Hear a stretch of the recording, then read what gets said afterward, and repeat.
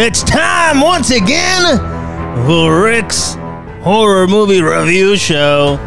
Rick's Rated R Horror Movie Review Show, where we like to talk about all things related to horror, especially horror movies and horror shows. And tonight, a continuation of what we started last time around here. The Fall of Usher House. Demons. Death people. Visions of the dead. Are they visions? Or are they with us? They walk amongst us. Tonight's episode. Spoiler full review of the second episode of the Fall of the House of Usher, the Masque of the Red Death. Now, if you don't know how this thing here works, we talk about the things that we like, we talk about the things that we don't like, and then we go into the story.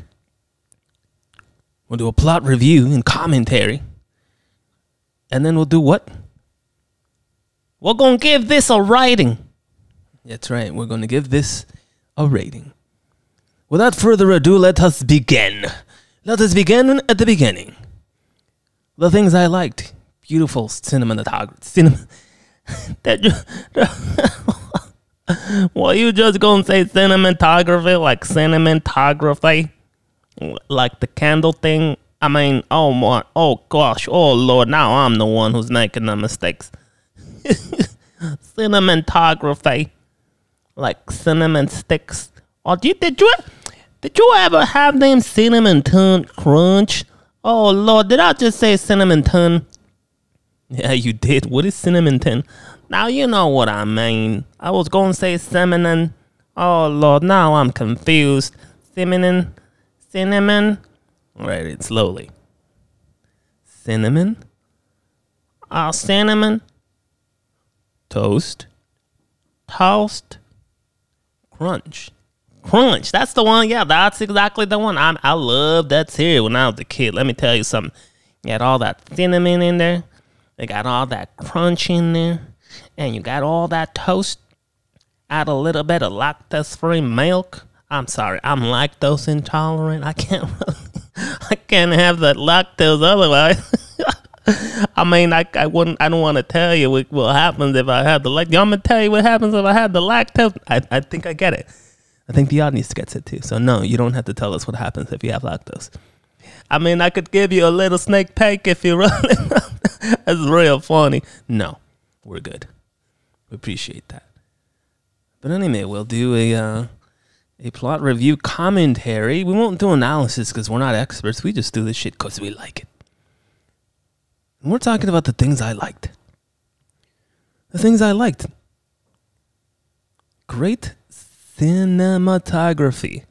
Now you've got it. That's the word, cinematography. Oh, I got it too. I don't know. Maybe we just needed to warm up a little bit or something. You know, like you got to do like them talking exercises, like, ow now, brown cow. Ow now, brown cow. Ow now, brown cow. That's right. Try it again. Ow now, brown cow. Yeah, that now you got it. Now you warmed up. Go ahead now. Go ahead, talk about the things you like. We mentioned the diversity in the cast, and it's back because the cast hasn't changed. Again, this is episode 2 of the Fall of the House of Usher, the Masque of the Red Death. I talked about these things already, and I'm not really going to get into the things that I liked again because they're the same. It's like I think it's worth skipping. I think because we're gonna consider this a huge movie and we're gonna consume it in parts. What do you think? I think that's a good idea, but is there anything that you didn't like about this episode that maybe you want to list right now? No, I doubt that I'll find something, but no, I didn't find anything that I didn't like. And if I remember as we talk about the plot, then maybe we could sprinkle it in. How's that? I think that's a fair day. Let's get to it. Cool. All right, so episode 2 begins in, again, 1979. Now, we've seen 1979 before, but we see it from the perspective of Roderick and Madeline. This time, we see it from the perspective of Dupont. Now, if you don't remember, do you remember Dupont? Oh, well, sure do. He's the what was I now? Oh, Lord Almighty, I've forgotten. I think he's the U.S. Attorney General, maybe? He's definitely up there. All right, well, he's a very important person, and he's part of the law. How's that? That's good enough for me. So at this time, he wasn't that. He was a junior investigator, and they show him investigating mysterious deaths and mysterious exhumations, which happen to be linked to a drug trial. A drug trial that, of course, is linked to Fortunato chemical. Remember Fortunato? Well, I sure do remember Fortunato. That's the Roderick family business. It wasn't always the Roderick family business, but it is now, certainly. Anyway, we move on to another scene where this is a good scene, actually. Now we move back. Well, we're still in 1979, if I'm not mistaken, and now we see a young Roderick, and he is about to pitch for the very first time the medication upon which the Fortunato and Usher House empire was built. Do you remember that one? That's Ligadine. That's right, Ligadine. So the younger Roderick, who is right now working somewhere at Fortunato, like his mother once did before, and I think he's working in the mailroom, but he doesn't say exactly that he's working in the mailroom. And anyway, he has a meeting with the current CEO back in '79. His name is Rufus Griswold. What now? Rufus? Well, I had a dog named Rufus. That was a funny dog. He was like a little wiener dog. You know wiener dogs? Oh, yeah, I love wiener dogs. I have 4. You got 4 wiener dogs? I never showed them the night before. All right, we can talk about that stuff later. But yes, I have 4 wiener dogs. Oh, man, I love wiener dogs. They're so funny with the long bodies. And they always they're rude dogs. They don't stop barking. And they never listen either. Like you tell them, sit down, boy. You got to be a good boy. But he just never sit down. Yeah, Rufus never sit down. Do your dogs sit down when you tell them to sit down? I don't even try. I already know that they're not going to. Yeah, that sounds like wiener dogs, all right. They just don't listen. But they're real funny with the long bodies and stuff. They're just they look like wieners. They're just funny. Anyway. Anyway, so he has a meeting with Rufus Griswold, the current 1979 CEO of Fortunato. And Roderick walks in the door. And this is an important scene because we start to see where the empire was built, or rather the key moments upon which the empire either begins to be built, or those moments in which, something important happened that really defined who Roderick became. And anyway, he walks into the office of Griswold, and Griswold's sort of disgruntled and, who is it? And Roderick's like, well, it's me, Roderick. We got a meeting. It's been on the calendar for 2 weeks now. And Griswold's like, I don't remember a meeting in my calendar. But since you're here, please go ahead. What are we talking about? Well, Mr. Rufus, Mr. Griswold, Mr. CEO, picture this. You've got a back pain or something. Your mother's got a back pain or something. Hold on just a second. He stops him for a second because he wasn't aware that this was a pitch. Are you about to pitch me something? What is this? It's great disrespect upon your family and your mother's side. What are you doing, young man? Whoa, Mr. Roderick, this meeting's been on the calendar for 2 weeks already, and I can definitely reschedule if you'd like, but, a little respect here would be nice. I like you, Roderick. You got guts, kid, I tell you what. You go ahead with your meeting. I'm just gonna light up a smoke over here. He lights up a smoke.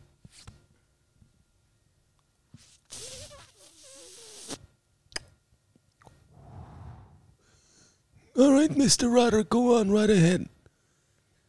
So as I was saying, Mr. Greenwald, you got a back pain or something, or, maybe you got a headache. The headaches that, let's say, for example, that you found yourself at the party or something, and the kid parties, you used to go when you were kids, and all of a sudden someone brings out a mummy hand or something. You know what I'm talking about? I do. I think I know where you're going with this. Anyway, someone brings out a mummy hand and everybody's just messing around, and all of a sudden, you say those magic words, and you get possessed by like an evil entity.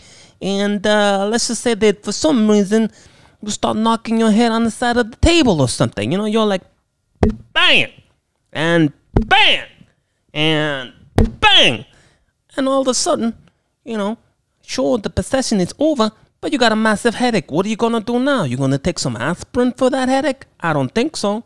My mother says aspirin isn't even approved by the FDA. We got a lot of problems with the FDA around here, Roderick. I like where you're going. Where are you going with this? Anyway, Mr. Griswold, I present to you Fortunato's future, the Ligadone. Now, the Ligadone here, you can take it in different doses for bad headaches, bad back pain. You got a bad foot. You got the plantar fasciitis. Your grandmother's got the bunions or something happening. You take one of these little pills here, and all your problems are solved. But of course, Griswold's not buying this. He's not really interested in this Ligadone medication because, let him explain. Griswold, the drug business is a dirty business. And around here, we don't like that. Around here, we like medical devices and things that can make us a fortune. And, you can't trust the chemistry because the chemistry's never right. And he continues, Rick trying to push his point and get Griswold on board with this stuff. And he's like, Mr. Griswold, Mr. CEO, Mr. Rufus, I'm telling you, I hear things about this medication Ligadone. It's the thing that's gonna make us money. This is the future of Fortunato. This is the future. You have to listen to me, Mr. Griswold. I'm sorry, but I think you're being a little short-sighted here. Dare you walk into my office and call me short-sighted, young man? Unfortunately, we're gonna have to say no to your idea. The drug business is a dirty business, and we're just not interested in that around here. So anyway, he turns him down.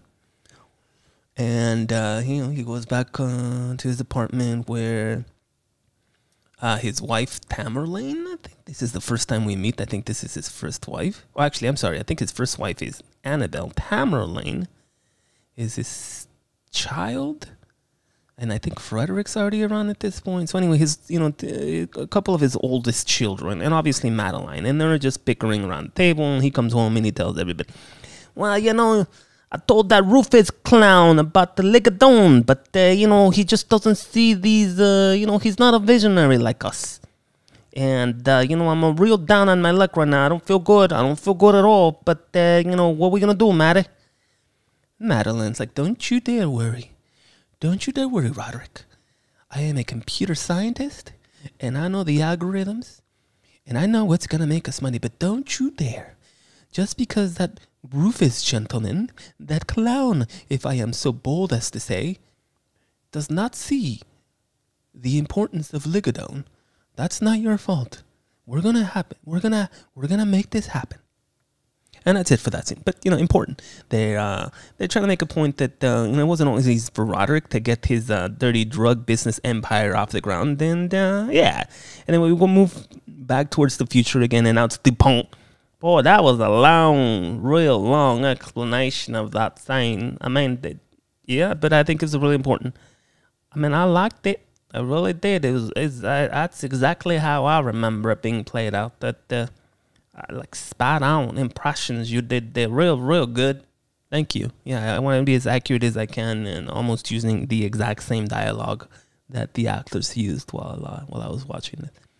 Wow, you remember the dialogue and everything? Well, listen, you got to give the audience an accurate, extremely accurate depiction and representation. The facts, you got to give them the facts. Well, I sure do think that you did a terrific job of telling them the facts there. Real good job. Thank you. So we move to the future. Now it's time to go back to the future, Marty. And Dupont and Roderick now are discussing Perry's death. Roderick's like, well, I know how all my children died. And the pawn also says, "We let you know how your children died, Roderick, especially Perry. I know how he died. Gruesome death, that Perry. Unfortunate, gruesome death." And at this point, in the conversation to which we were introduced to last time around, if you don't remember, they're sitting around in that old house, that creaky old house, where his mother was resurrected and where she almost choked Roderick to death as an infant. Actually, he was a teenager. "Mama, don't cry, please.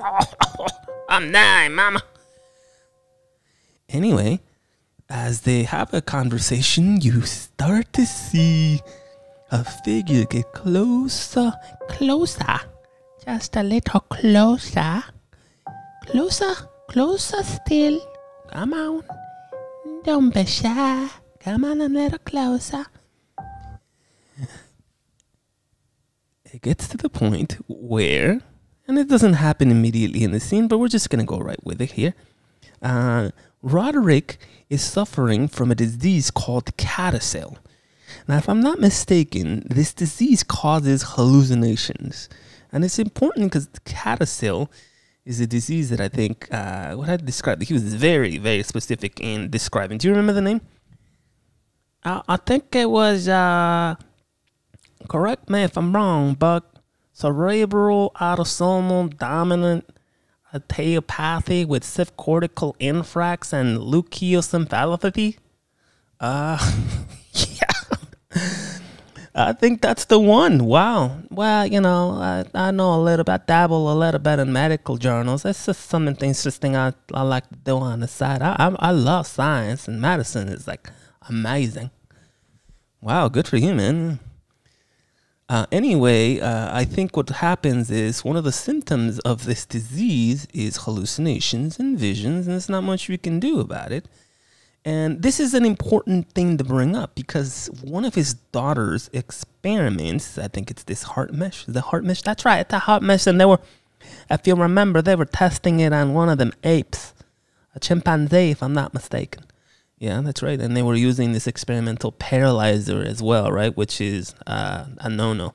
I don't remember the name of the paralyzing agent they were using, but they were definitely using it while the chimpanzee was still conscious, which is a real bummer, honestly. I mean, they weren't even sedating him to the point where he lost consciousness. It's real bad what they're doing there with the research of the mash for the heart. So anyway, Roderick has invested around $200 million, and he certainly tells Victorine that in another scene. "Tell me if my $200 million are coming up snake eyes, won't you?" And Victorine's like, "Of course, Father, I'll tell you, but everything's all right. Everything's just peachy. Don't you dare worry about a thing. Everything's under control." But it's clearly not, because we see scenes where, unfortunately, it's not working as expected. And, of course, Roderick is invested in this not because of the money that this could potentially make. He's invested in this for his own well-being because he suffers from decadence. He wants this thing for himself. We weren't sure of this before, but that's exactly what it is. Anyway, along the same time, or another scene after this, or shortly before this, there is a scene where Perry, Frederick, and the attorney Pam are dealing with an environmental concern advocacy group, or perhaps lawyers, or somebody that is interested in talking about the environmental disasters that their properties are causing to the environment. Now, you'd said environment too many times. You could have just said they're worried about the environment and the way that these properties are polluting it. You're right, I should have just said that. Thank you. Anyway, Perry shows up to this meeting. He's supposed to be shadowing Frederick, and Perry's just an absolute idiot. Like, he's a 25-year-old moron, and he's just discussing things that he shouldn't be discussing clearly in front of these people that are out to get the Empire. But he continues to the point where it pisses off Frederick enough where he calls him off to a separate room to tell him that he's an absolute idiot. And the only reason is because his father asked him to have him shadow him, but he must keep his mouth shut. That's right. A shadow has to be, I mean, you have to keep your eyes open. You got to keep your eyes open, but you got to keep your mouth shut. That's the most important thing of being a shadow. You're there to learn. You're not there to talk. You don't know anything. He's 25 years old. He don't know nothing yet. I mean, the other guy's at least 20 years he's senior. He's been around the game. He knows what he's supposed to do in moments like this. But not Perry. Perry doesn't know what to do. He just keeps blabbing his mouth. That's property. He's just a real annoying character, to be honest with you. Many people have said that he's quite the annoying character indeed. Anyway, the environmental board, we're going to call them. You like that name? Environmental board? That's a good term for them. The environmental board, that's a good term. Yeah. The environmental board is asking for proof that these properties are up to code on everything, and of course they're not. But Perry gets a glimpse of a facility that he likes and decides later on that, and by the way, if you don't remember this, I don't think I touched upon this in the other episode. Are you going to talk about that first business loan? I am. In the last episode, there was a scene where Perry was getting ready to get his first loan from his father, and he proposed this stupid idea about a cognac or whatever that shit was, and it was useless. Obviously, everybody hated it, and he never got that first loan. And so now he's still bitter about the fact that he's not getting a loan, and now he's going to throw a masquerade theme party at one of these properties. Okay? And they go and visit this property, him and his girlfriends or whatever, the people that he's having relations with. That sounds funny. Relations. Personal relations. Well, private relations. Yeah, sure. Whatever. One of those works. And they go and visit this property, and they, and they're scheming about the orgy, the massive orgy that will happen here. And we're gonna dump water on everybody when everybody's actually, he's more like, and we're gonna dump water on everybody when they're in the dance floor. And it's going to be super epic because my name is Perry and I love how to do these kind of things. Okay? So anyway, they go to the facility and, they're planning an orgy. In a later scene of the continuation of the planning of the orgy, now there's more people there. Actually, it's the night or was it one night or 2 nights before? I think it was 2 nights before the event that's supposed to happen. Yeah, and they're all there and they're planning everything.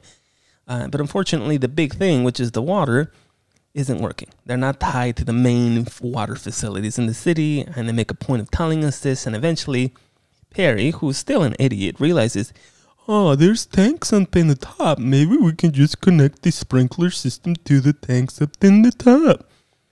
And that's what they wind up doing. They wind up connecting the sprinklers to the tanks up on the top of the facility. Anyway, that's it for that, and that's it for Perry. Actually, one more you got to talk about this next thing. I know what you're going to talk about, but you got to do it. I kind of had enough Perry already. I mean, he's kind of the most important character in this episode, to be honest. So you gotta give the audience more Perry as much as they might hate it, and as much as you might hate it. I know what you're thinking now. Who wrote? I know what you're thinking. Who wrote this? Yeah. No. It's well written. Actually, it's so well written. You were gonna say Johnson? Yeah. Were you gonna say Johnson? I wasn't. I really wasn't. I wasn't even thinking about him. Oh, okay. I thought maybe you were gonna say Johnson or something wrote this. No. The only reason this is annoying is because this kid is an idiot. It's not that it's poorly written. It's just that he's so well written and so well acted that he's really annoying. So credit to the actor. By the way, he's one of the actors of Midnight Club. I love that show. I knew you were going to say that. Anyway, so if you recall just briefly, we talked about the squabble between Frederick and Perry at that environmental conference meeting, and in order to get back at Frederick for absolutely nothing, which was a well-deserved lecturing, but because he's a 25-year-old idiot, he feels like he was disrespected. Frederick is such a bully. I need to get back at him somehow. But how?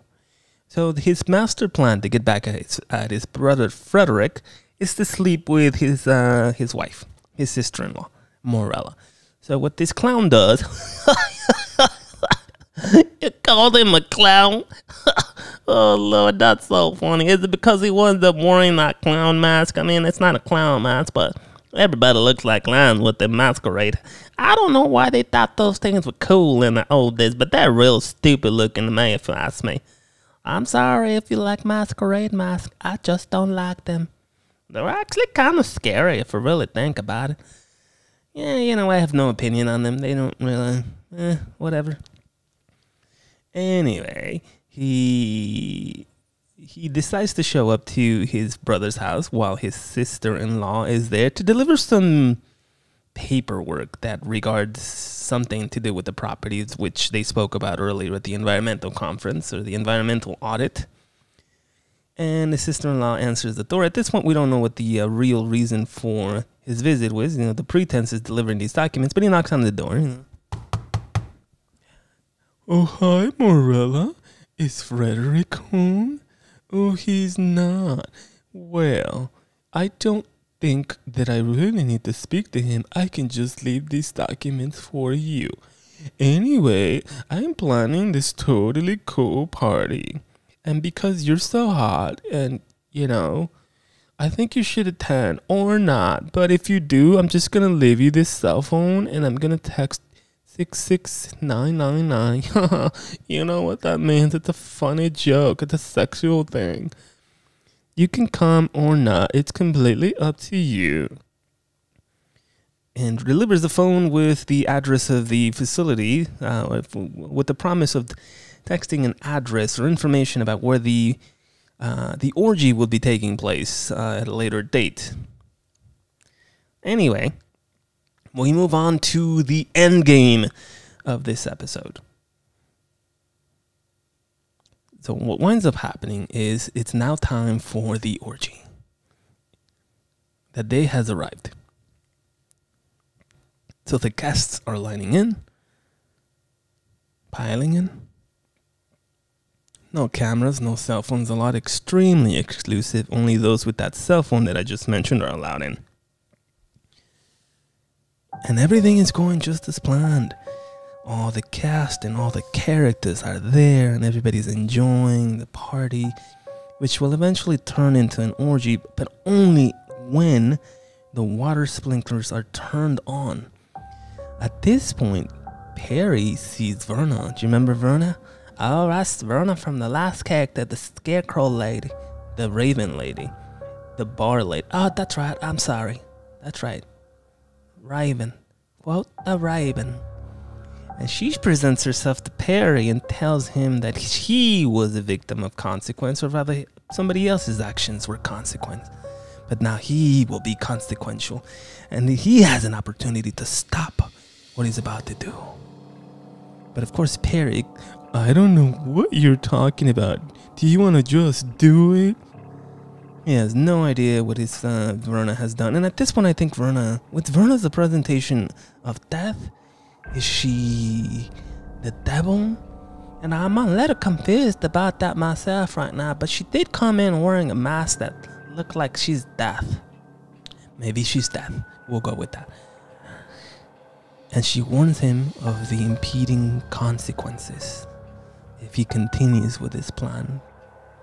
But of course, Perry's like, whatever. I'll catch you after the water starts to fall. So Verna leaves him with a warning, and she warns the staff at the facility to leave. And they listen to her. They start to pile out the door and warns Morella, Frederick's wife, Perry's sister-in-law, to leave. She refuses. And finally, in the middle of the dance floor, the sprinklers are turned on. And Lord Almighty, everybody start dancing. Oh, what's this? Oh, Lord. Oh, my skin. Oh, Jesus Christ Almighty. What's going on with this water? This is some kind of hard water. Oh, Lord, have mercy. And they start to try to get to the exits, but they're all locked. They're screwed. And now what you have... how do I describe this? I mean, everybody's sort of like... Can you want to call it an acid trip, maybe? No, it's not an acid trip. They were definitely bathed, not in water though. They were bathed in acid because the tanks upstairs were not actually water. They were acid because this is one of those facilities that Fortunato used to use for drug trials or something. And so that was acid. That wasn't water. That's right. And every single person, including Perry, including his sister-in-law, Morella, including all of the guests, are victims of acid. And they're all disfigured, and some of them are... The best way that you can describe this is a melting pot of people. They look like they're melted, and they're sticking to the floor, and they're sticking to each other, and the flesh is everywhere, and you can still see eyeballs and tongues and bits and pieces of fingers everywhere, and it's disgustingly beautiful, and it's gruesome, and that's horror, and that's how the party ends, but not before Verna, like death as we called her. That's right, I think she's dead. She gives him the kiss of death too. Swings by Perry and gives him a kiss as he lays there, dying, breathing his final breath. And that's it for this episode. Woo! What a beauty. Another good one. The Fall of the House of Usher, and Perry is the first one to go. 8 out of 10 for this episode. Better than the last one. If you're still here, and this one wasn't one of our longest episodes, I want to say thank you so much for joining us once again on Rick's horror movie review show. Rick's Rated R horror movie review show, where we review movies, but also shows. Anything and everything that has to deal with horror. You know what we should do? We should do one of them reviews on, like, on those Halloween events that the theme parks have. You know, that would be nice. Rick's Rated R Halloween Horror Nights review show. Oh, I like the way that sounds. We should definitely do that. Perhaps. Until next time, have a good night.